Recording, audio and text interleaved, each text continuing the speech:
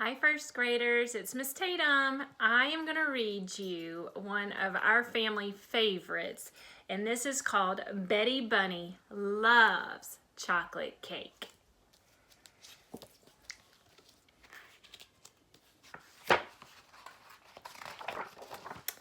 Betty Bunny was a handful.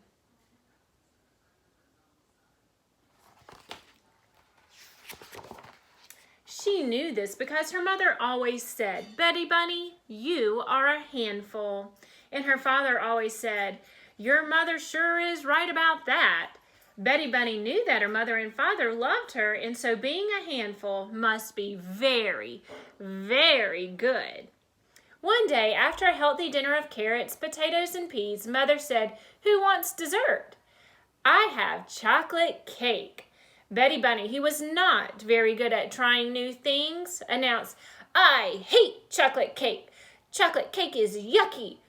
"What's chocolate cake?"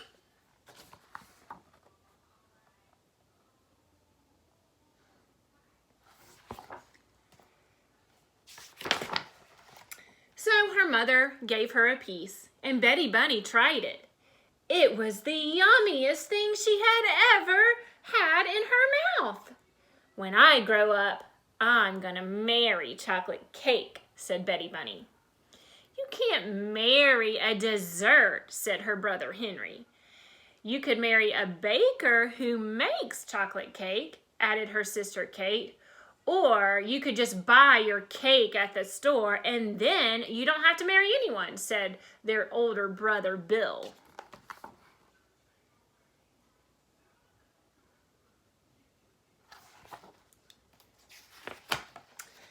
Betty Bunny thought about it for a while. No, she finally said, "I'm gonna marry chocolate cake."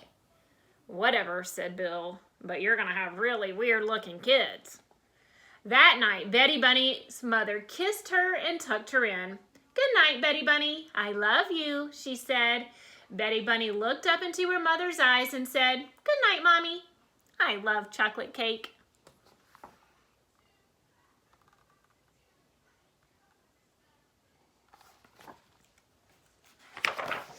The next day at school, Betty Bunny's teacher said, "Good morning, Betty Bunny. How are you?"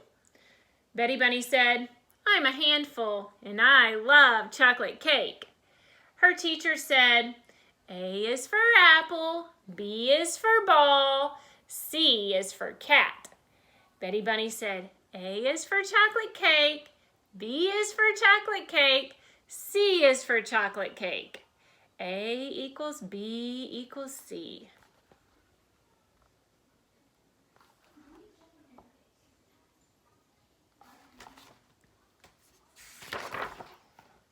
During playground time, Betty Bunny tried to make chocolate cake by mixing water and dirt. It looked a little like chocolate cake, but it didn't taste very much like chocolate cake. Betty Bunny started to cry. "I want chocolate cake," she said. Her teacher told her that they had no chocolate cake at school.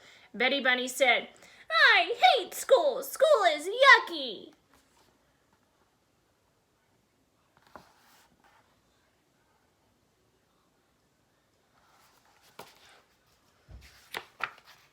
After school, her mother drove her home. "How was your day?" she asked. "I ate mud," Betty Bunny answered unhappily. "I want chocolate cake."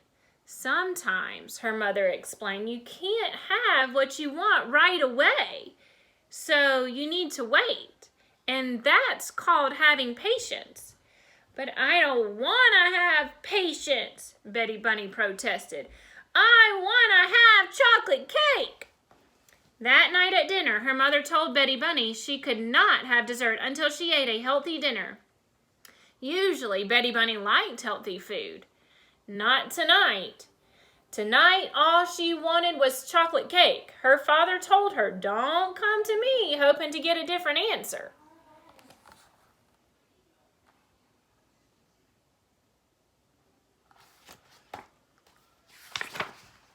Henry said, "If you were smart, you'd eat your peas. Kate said, "You should try some carrots. They make cake out of them too, you know." Bill said, "Why don't you have some chocolate cake? That's what you really want." "Oh no, wait, you can't." Ha! Betty Bunny picked up some peas and she threw them at Henry. She threw some carrots at Kate. And worst of all, she threw mashed potatoes at Bill. They stuck to his forehead. Everyone was shocked. Even Betty Bunny was shocked. She hadn't really meant to do something so awful.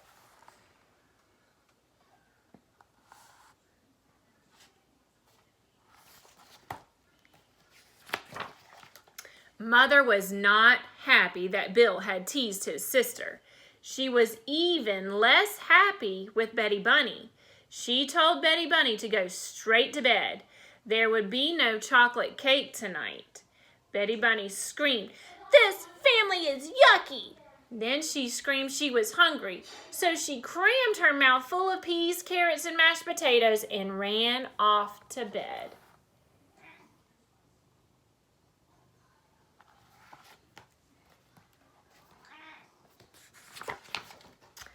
When her mother came into her room to kiss her goodnight, she told Betty Bunny, "Sweetheart, you know that I still love you." "Mommy," Betty Bunny said, "you know that I still love chocolate cake."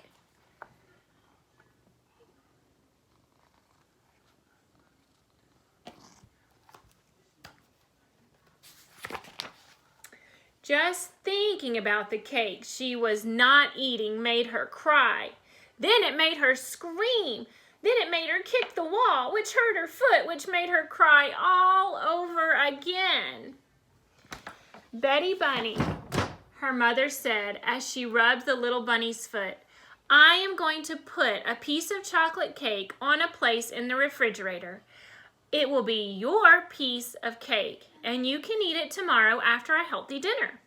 Maybe if you know it's there, waiting for you, it will be easier to be patient." Betty Bunny stopped crying. She liked this idea, so she wanted to say something especially nice to her mother. "Mommy," she said, "you are a handful."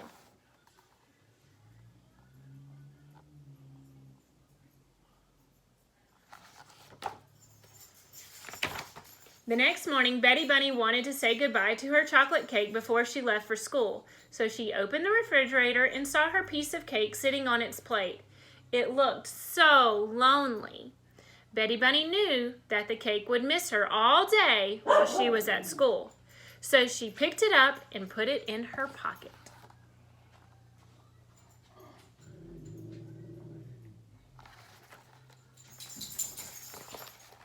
At school, her teacher said, "Betty Bunny, you seem very happy today." Betty Bunny just giggled. There was chocolate cake in her pocket, and no one knew it but her. As Betty Bunny finished munching her last carrot at dinner that night, her mother smiled. "Betty Bunny," she said, "you were patient and waited all day for your cake. You ate a good dinner. I am very proud of you. Would you like to go get your cake now?" Betty Bunny reached into her pocket. Her cake was gone. Instead of cake, her pocket was filled with brown, goopy mess.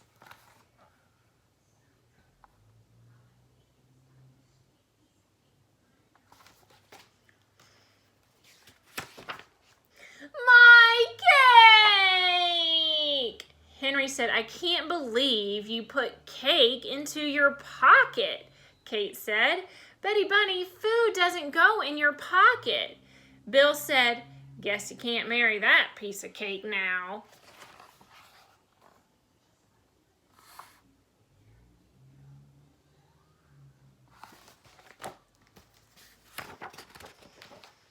Her mother got her a new piece of cake, and she explained that putting cake in your pocket is not really the same as being patient. Betty Bunny finally understood. She promised from now on she would be patient. And so the next morning, when Betty Bunny opened the refrigerator to say goodbye to her new piece of cake, she remembered that she couldn't put it in her pocket.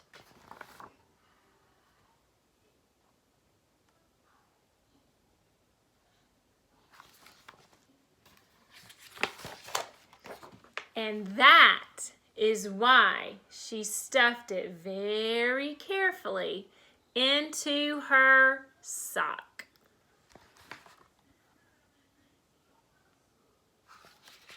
The end. That silly old Betty Bunny. I hope you enjoyed our story. Bye, guys.